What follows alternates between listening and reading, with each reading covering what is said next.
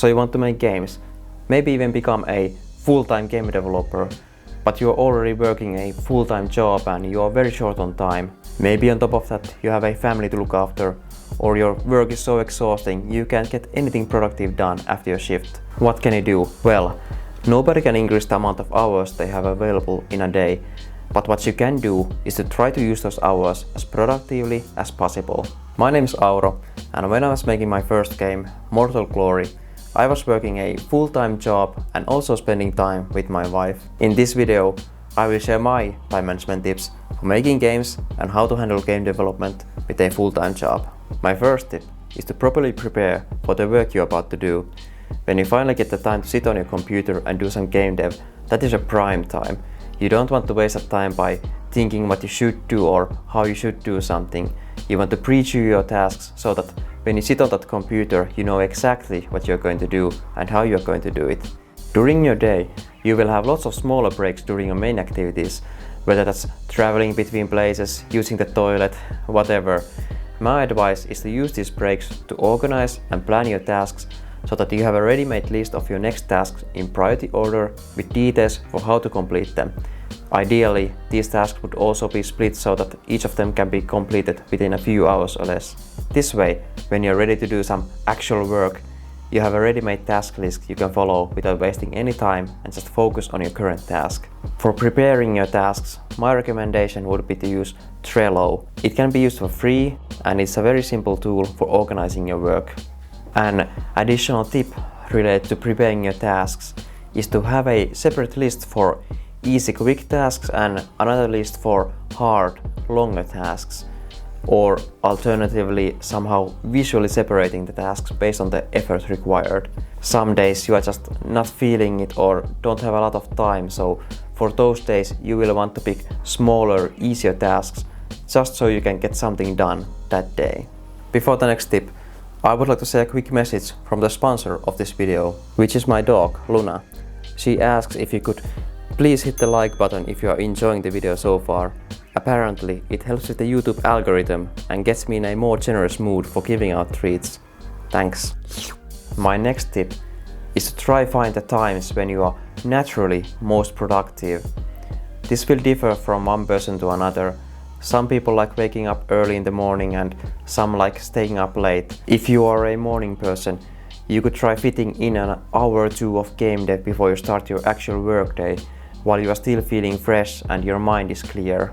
If you like staying up late, maybe try to utilize those quiet midnight hours to work on your game, if you are not doing so already. Also, try to arrange your schedule so that rather than having many smaller working sessions, you will have fewer, longer working sessions. At least I find that in a longer working session, it is easier for me to get into that flow state and get more done in that one longer session than I would have in several shorter sessions. But on the flip side, if your work session is too long, you run into a risk of losing your concentration, which can slow down your work without you even noticing. So my advice is to try out work sessions of different durations, find out what works best for you and then try to fit those into your calendar. And I know, arranging your schedule can be hard if you have kids or some other factors that are not completely in your control. But it's all about giving your best effort with the hand you're currently playing with. If you want to take game development seriously while also working full-time, the harsh fact is that you will need to make some sacrifices. If previously your free time was spent playing games, watching movies, spending time with friends, you might guess it, but you will need to cut down on that time used for those activities. There's just no way around this, and you will need to think hard how you want to prioritize your use of time. The good news is that if you prioritize game development and once you get used to it, the time spent on making games will often also be very enjoyable and can be compared to other forms of entertainment. At least this has been my experience. You might be tempted to cut back on your sleep to make time for game development, but I would advise against it. At least I wouldn't do it constantly. Some people can handle the lack of sleep better than others, but at least from my experience, it reduces the quality of hours you are awake. It can hinder your thinking, slow down your working pace, and it can also have a detrimental effect on your overall mental health. If you have a significant other, a wife, a girlfriend, a boyfriend, whatever, you should also have a serious discussion with them how you want to use your time and how to make necessary arrangements so everyone is happy. It can often feel like you just don't have enough time, but try not to get discouraged. You can still keep a good pace by effectively using your time. Let's say you are able to do 2 hours of game development work every weekday and then 6 hours per day on weekends. That's already 22 hours. If you use your time effectively, you will get more done in those 22 hours than most people get done during their normal work week. Once you have made time for game development, you want to ensure you get to keep that time by removing temptations. This can be many things, but one concrete example is not buying new games that you know to be time sinks. I still find time to play games now and then, not nearly as much as I used to, but still sometimes.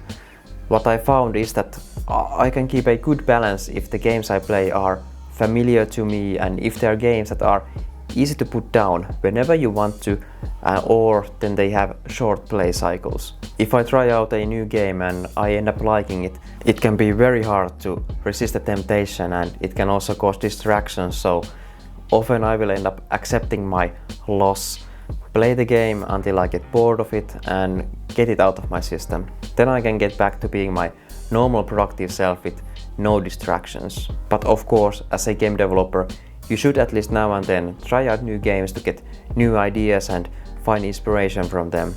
So it's a bit of a balancing effort. You should at least acknowledge that new games and other forms of temptation can be a risk to the progress of your own game.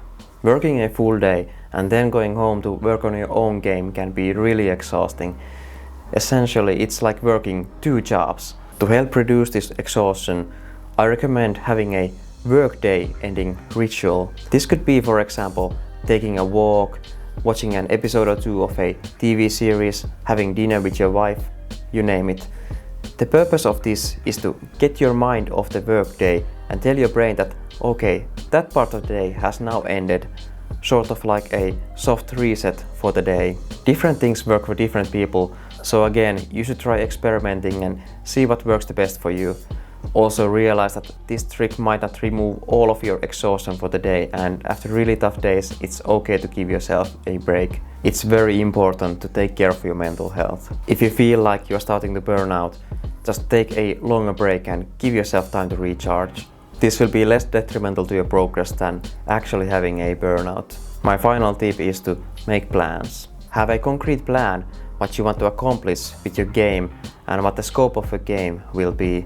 Don't be afraid of cutting out features from a game, but be very afraid of adding features to it. Your plan should also include a realistic timeline when you will finish and release your game.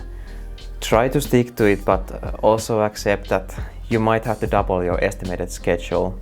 The point of having a plan is to ensure that what you are doing will lead up to something valuable. If you're just doing this and that without any sort of a plan, there's a high risk that you will start using your precious time ineffectively. You should also make long-term plans for your game dev career. Do you want to turn game development into a full-time job that can feed you and the family?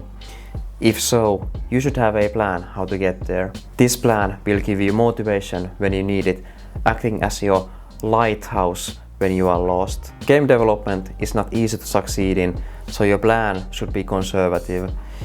You should also include a plan B and probably also a plan C and plan D into it. You need to give yourself enough time to act out the plan. In practice, this means giving yourself more chances than just hoping to hit it big with one game. It is unlikely you can achieve your goals with your first game, and your plans should reflect that. You should chase your dreams, but you should do it with a plan in mind and not jeopardize everything else in your life. That's all the tips I have for this time. Hopefully you found them helpful. If you have any tips of your own, please share them in the comments so we can help each other out. If you'd like to see more content like this, feel free to subscribe to the channel. Okay, see you in the next one.